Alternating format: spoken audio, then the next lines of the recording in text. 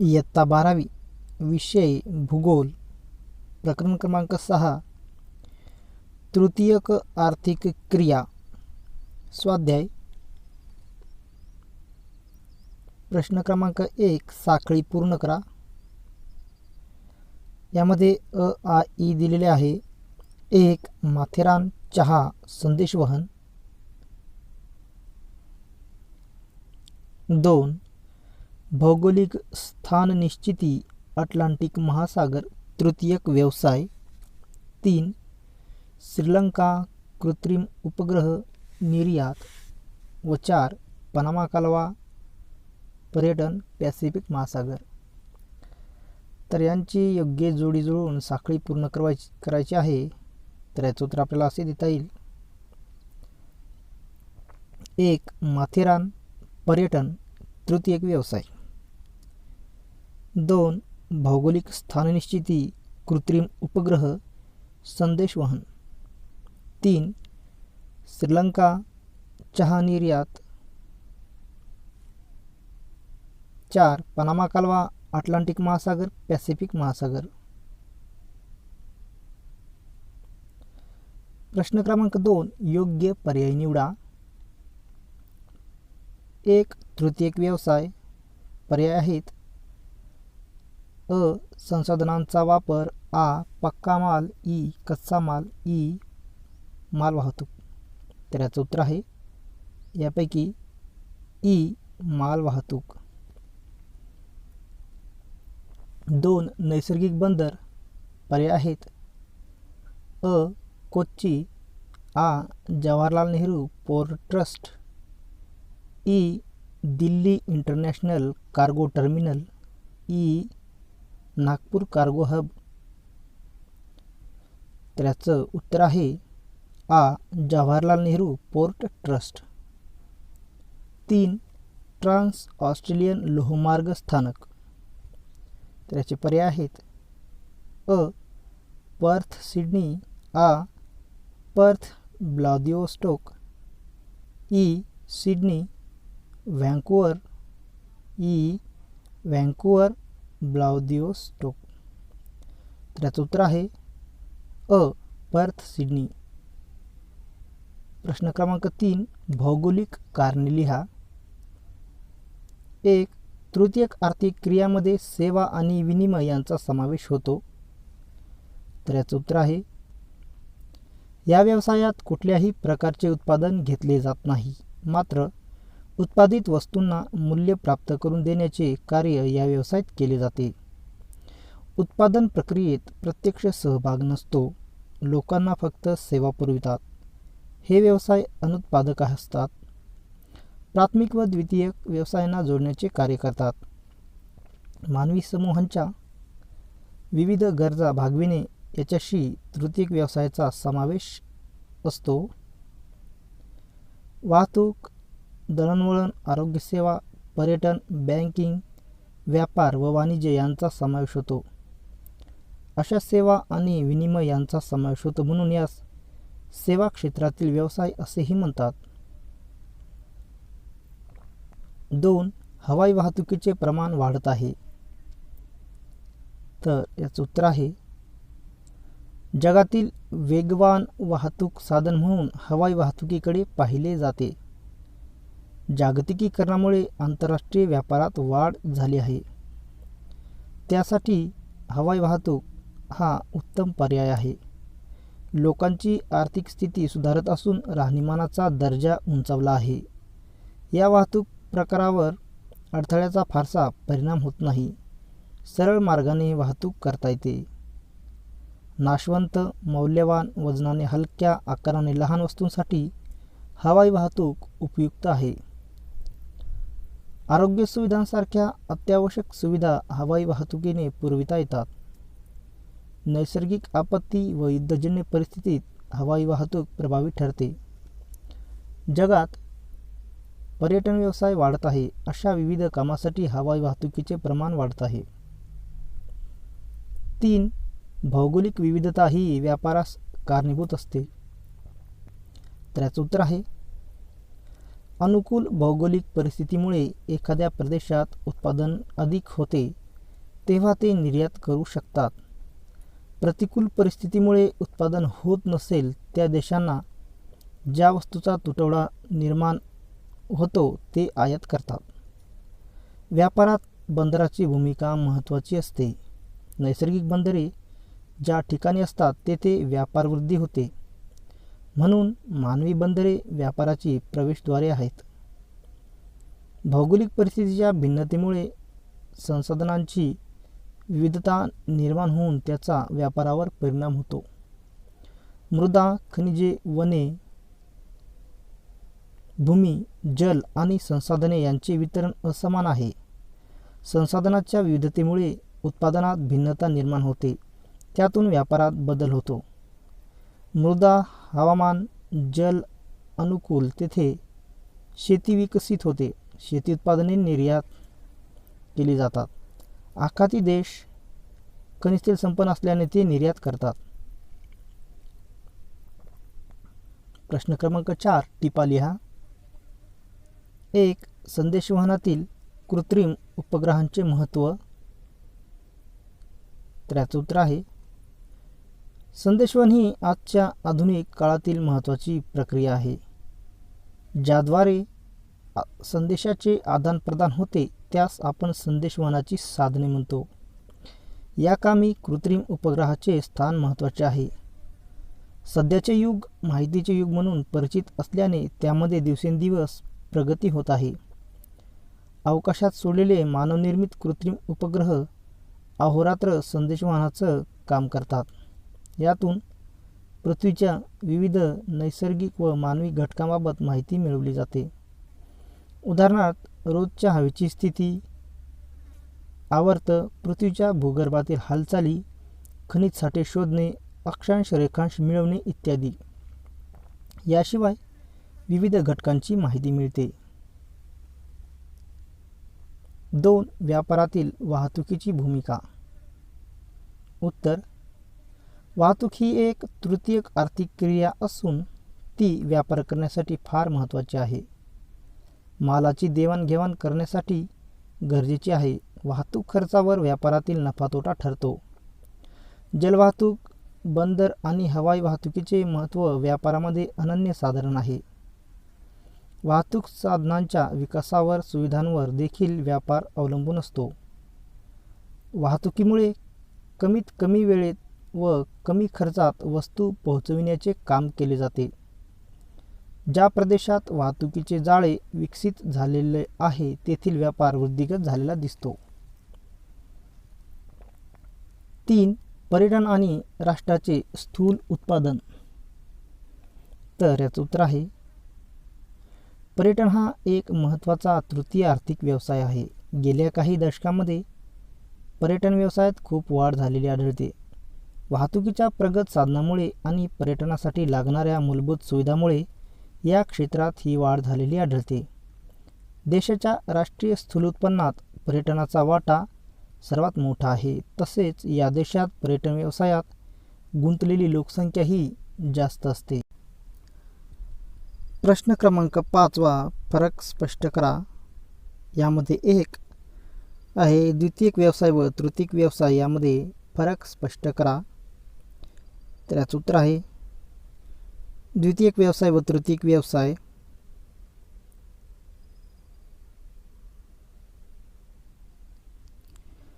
प्राथमिक व्यवसायातून मिळणाऱ्या कच्च्या मालावर प्रक्रिया करणारे व पक्का माल तयार करणाऱ्या व्यवसायांना द्वितीयक व्यवसाय म्हणतात.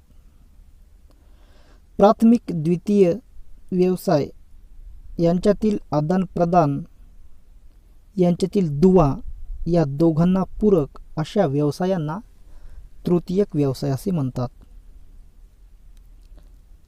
द्वितीयक व्यवसायांचे कृषी आधारित, खनिज आधारित व वन आधारित इत्यादी प्रकार आहेत. तर वाहतूक, व्यापार, दळणवळण, संदेशवहन, वित्तीय सेवा इत्यादी तृतीयक आर्थिक क्रिया आहेत. द्वितीयक व्यवसायामुळे वस्तूंचा टिकाऊपणा वाढतो. तृतीयक व्यवसायामध्ये सेवा पुरविल्या जातात. कच्चा माल, पाणी पुरवठा, कामगार, वाहतूक, बाजारपेठ, भांडवल इत्यादी घटक द्वितीयक व्यवसायावर परिणाम करतात. साधनसंपत्तीमधील विविधता, हवामान, लोकसंख्या, संस्कृती, निपुणता इत्यादी घटक तृतीयक व्यवसायावर परिणाम करतात. चतुर्थक आर्थिक क्रिया व पंचक आर्थिक क्रिया यामध्ये फरक स्पष्ट करा. चतुर्थक आर्थिक क्रिया आणि पंचक आर्थिक क्रिया. तर ज्या व्यवसायात केवळ ज्ञानाच्या आधारावर सेवा पुरवितात अशा अनुत्पादक, बौद्धिक अथवा ज्ञानवर्धित सेवांना चतुर्थक आर्थिक क्रिया असे म्हणतात. तर ज्या व्यवसायात लोक केवळ उच्चस्तरीय निर्णय घेण्यात व नीती निर्धारण करण्यात गुंतलेले असतात त्यांना पंचक आर्थिक क्रिया असे म्हणतात. या व्यवसायात शिक्षण, माहिती, संशोधन आणि विकास यांचा समावेश होतो. तर या व्यवसायात कौशल्य, वरिष्ठ अधिकारी, कार्यकारी अधिकारी, सरकारी अधिकारी, संशोधन अधिकारी, न्यायाधीश या व्यवसायाचा समावेश होतो. यामध्ये वित्त, नियोजनकार, कर सल्लागार, संगणक प्रणाली, विकसक, संख्याशास्त्री, शिक्षक, लेखापाल, कलाकार, वैद्यकीय अधिकारी यांचा समावेश होतो. तर पंचक आर्थिक क्रियामध्ये आमदार, खासदार, मुख्यमंत्री, पंतप्रधानासह राजकारणाशी निगडीत राजकीय व्यक्ती, समाजसेवक यांचा समावेश होतो. 3. जलवाहतूक व हवाई वाहतूक यामध्ये फरक स्पष्ट करा. जलवाहतूक व हवाई वाहतूक. जेव्हा वाहतुकीचे साधन पाण्यातून किंवा पाण्याच्या पृष्ठभागावरून जाते तेव्हा त्या वाहतुकीला जलवाहतूक म्हणतात. तर जेव्हा वाहतुकीचे साधन अवकाशातून किंवा हवेतून जाते तेव्हा त्या वाहतुकीला हवाई वाहतूक असे म्हणतात. जलवाहतूक ही सर्वात स्वस्त व सुलभ वाहतूक साधन आहे. तर सर्वात गतिमान व खर्चिक साधन आहे हवाई वाहतूक. जलमार्गाद्वारे वजनाने व आकाराने मोठ्या असणाऱ्या वस्तूंची वाहतूक केली जाते जलवाहतुकीद्वारे. तर हवाई वाहतुकीद्वारे वजनाने हलक्या व आकाराने लहान वस्तूंची वाहतूक केली जाते. प्राचीन वाहतूक साधन म्हणून ओळख आहे. तर आधुनिक वाहतूक साधन म्हणून ओळख आहे हवाई वाहतुकीची. खनिजे, अन्नधान्य, लाकूड, यंत्रसामुग्री वाहतूक साधने इत्यादी मोठ्या वस्तूंच्या वाहतुकीस उपयुक्त जलवाहतूक. तर हवाई वाहतूक ही अलंकार, किमती उपकरणे, नाजूक यंत्रसामुग्री, टपाल, प्रवासी, मौल्यवान व नाशवंत वाहतुकीस उपयुक्त आहे. प्रश्न क्रमांक 6. खालील प्रश्नांची उत्तरे लिहा. तर यामध्ये एक आहे व्यापारावर परिणाम करणारे घटक कोणते ते स्पष्ट करा. उत्तर: व्यापार म्हणजे 2 किंवा अधिक देशांमध्ये वस्तू आणि सेवांची देवाणघेवाण होय. वस्तू विनिमय हा व्यापाराचा प्रारंभिक प्रकार होता. आज वस्तू आणि सेवांचाही व्यापार होतो. व्यापारावर परिणाम करणारे घटक यामध्ये अनेक घटकांचा परिणाम होतो.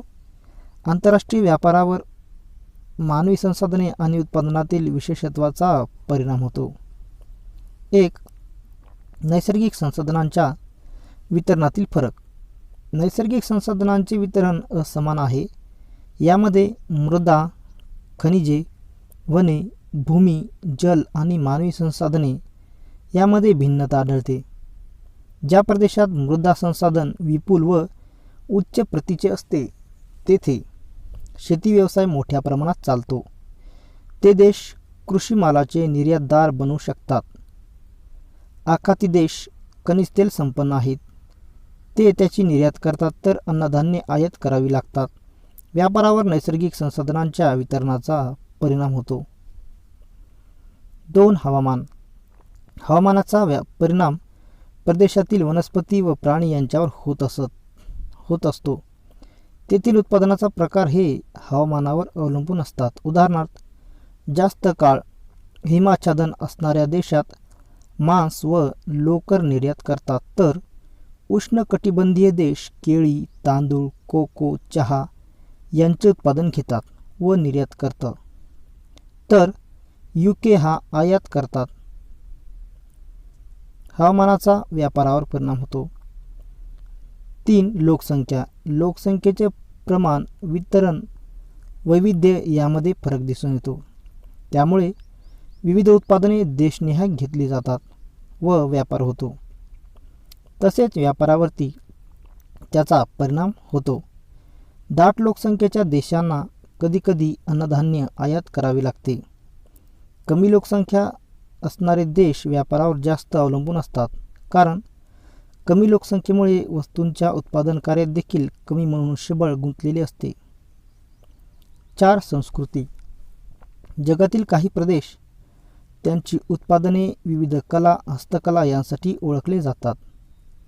त्याचे जगभरात मूल्य अधिक असते. उदाहरणार्थ चिनी मातीची उत्पादने, इराणी गालिचे, इंडोनेशियातील बाटिक प्रिंट, भारतातील काश्मीरी शाल आणि रेशीम यांना जगभरात मोठी मागणी आहे. यामुळे व्यापारास चालना मिळते. 5. आर्थिक खर्च. उत्पादनातील आर्थिक खर्च हा मुख्य घटक आहे. काही उत्पादनांची देशात निर्मिती करण्यापेक्षा बाहेरून आयात करणे स्वस्त होत असल्यासही व्यापार सुरू होतो. उदाहरणार्थ चहा उत्पादनास अनुकूल परिस्थिती नसल्यास त्यांना चहा आयात करणे सोयीस्कर असते. 6. निपुणता. काही देशांमध्ये विशेष वस्तू निर्मिती व सेवा आहेत. उदाहरणार्थ इस्रायलने कोरडवाहू शेती किंवा शेती अभियांत्रिकीमध्ये स्वतःला विकसित केले आहे. ते आपल्या सेवा वाळवंटी भागात शेती करत असणाऱ्या देशांना निर्यात करतात.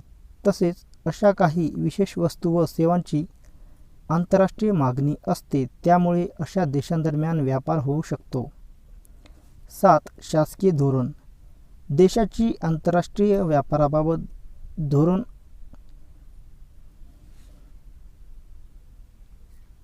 असते, त्यावर व्यापार चालणे किंवा बंद होतो.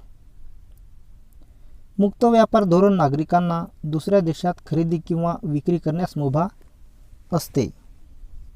दुसऱ्या देशाशी चांगले संबंध राखण्यासाठी व्यापार एक उत्तम माध्यम असते. 2. वाहतुकीचा विकास भौगोलिक घटकावर अवलंबून असतो, स्पष्ट करा.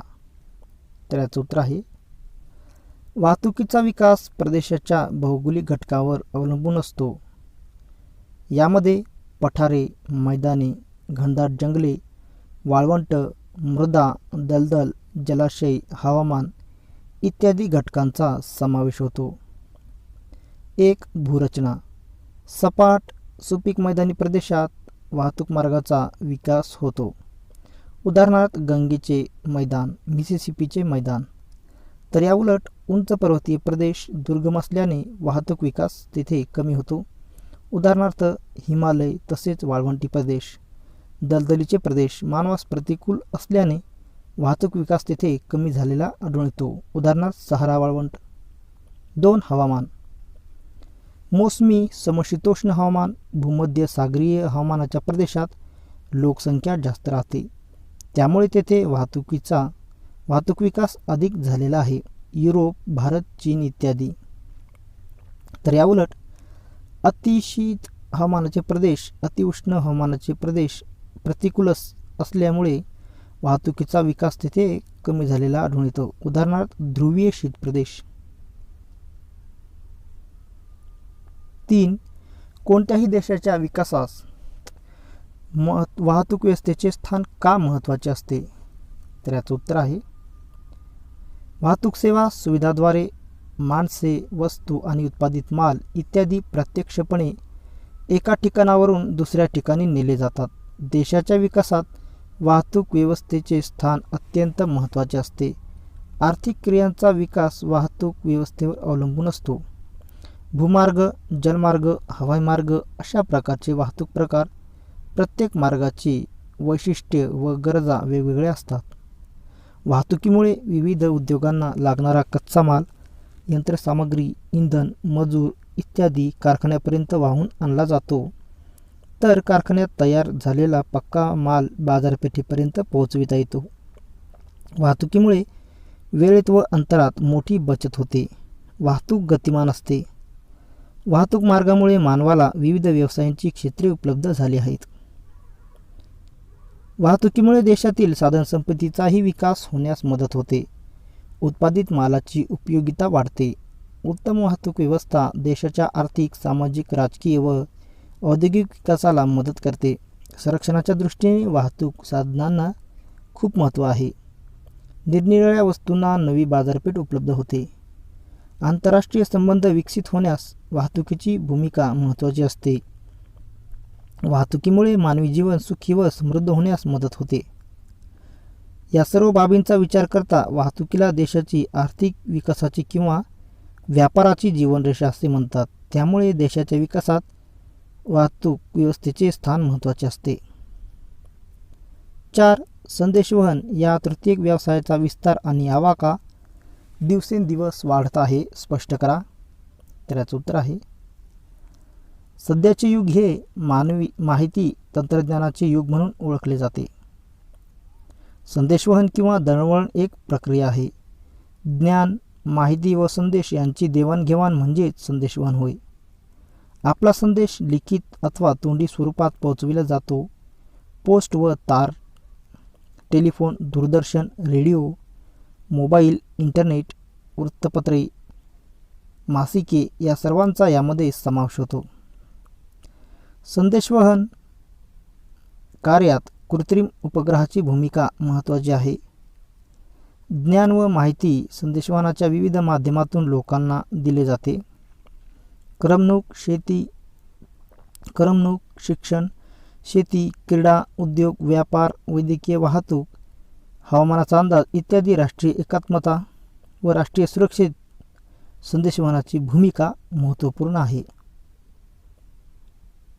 तृतीयक आर्थिक उत्पादित वस्तूंचा साठा, नियंत्रण व बाजारभाव ठरविण्यास संदेशवहनाचा फायदा होतो. तृतीयक आर्थिक क्रियेचा विस्तार दिवसेंदिवस वाढत आहे. सेवा व्यवसायाला मागणी वाढली आहे. यामध्ये संदेशवहन हा महत्त्वाचा दुवा ठरत आहे. याशिवाय राजकीय, सामाजिक जाणीव व जागृतीमध्ये संदेशवहनाची माध्यमे महत्त्वाचे कार्य करतात. प्रश्न क्रमांक 7. खालील माहिती नकाशात भरा व सूची द्या. सागरी वाहतुकीत क्रांतिकारक बदल करणारा एक कालवा. 2 खंडादरम्यान वाहतूक करणारा लोहमार्ग. 3 भारतातील एक आंतरराष्ट्रीय विमानतळ व 4 भारतातील एक महत्त्वाचे बंदर. तर ही माहिती आपल्याला नकाशात भरायची आहे. तर एक आहे सागरी वाहतुकीत क्रांतिकारक बदल करणारा कालवा, जो की आहे पनामा कालवा. तो या चिन्हाने आपल्याला या ठिकाणी दाखवता येईल. 2 खंडांच्या दरम्यान वाहतूक करणारा लोहमार्ग, जो की आहे ट्रान्स सायबेरियन लोहमार्ग, तो आपल्याला या ठिकाणी दाखवता येईल.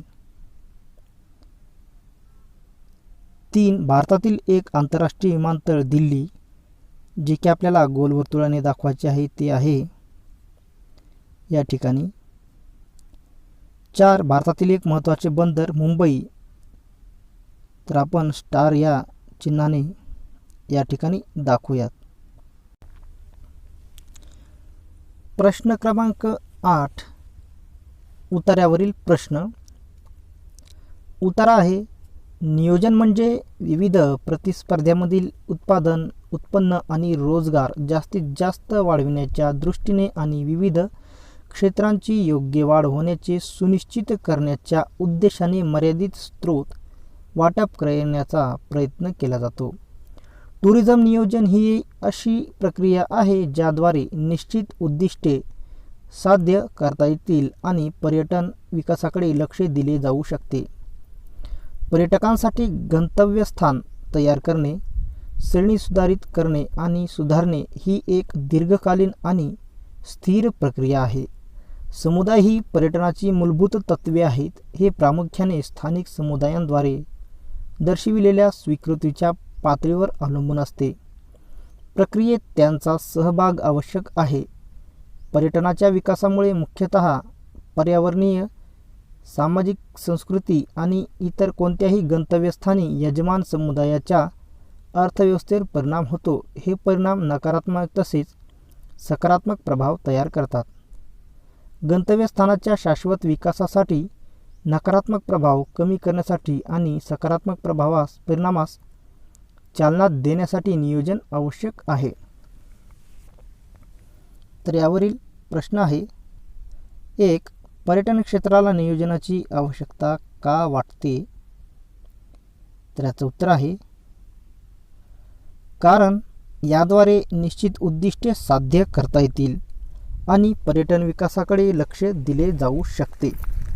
नियोजनामुळे पर्यटन व्यवसायाला चालना मिळते. 2. नियोजनात समुदायांचे महत्त्व काय आहे? तर याचं उत्तर आहे समुदाय ही पर्यटनाची मूलभूत तत्त्वे आहेत. हे प्रामुख्याने स्थानिक समुदायांद्वारे दर्शविलेल्या स्वीकृतीच्या पातळीवर अवलंबून असतो. एकूण प्रक्रियेत समुदायांचा सहभाग आवश्यक आहे. 3. नियोजनाचे कोणतेही 2 फायदे सांगा. उत्तर मूलभूतपणे विविध प्रतिस्पर्ध्यांमधील उत्पादन रोजगार जास्तीत जास्त वाढविण्यासाठी विविध क्षेत्रांची योग्य वाढ होण्याचे सुनिश्चित करण्याच्या उद्देशाने मर्यादित स्रोत वाटप करण्याचा प्रयत्न करणे. 4. यजमान समुदायाच्या अर्थव्यवस्थेवर कोणत्या घटकांचा परिणाम होतो? उत्तर पर्यटनाच्या विकासामुळे मुख्यतः पर्यावरणीय, सामाजिक, संस्कृती आणि इतर कोणत्याही गंतव्यस्थानी यजमान समुदायाच्या अर्थव्यवस्थेवर परिणाम होतो. हे परिणाम नकारात्मक तसेच सकारात्मक प्रभाव तयार करतात. 5. नियोजन हे दीर्घकालीन कार्य का असते? उत्तर एखाद्या प्रदेशाचा स्थानाचा विकास होण्यासाठी दीर्घकालीन नियोजनाची आवश्यकता असते. तरच निश्चित उद्दिष्ट साध्य करता येतील आणि पर्यटन विकासाकडे लक्ष दिले जाऊ शकते. पर्यटकांसाठी गंतव्यस्थान तयार करणे, श्रेणी सुधारित करणे आणि सुधारणे ही दीर्घकालीन प्रक्रिया असते. म्हणून नियोजन हे सुद्धा दीर्घकालीन कार्य असते.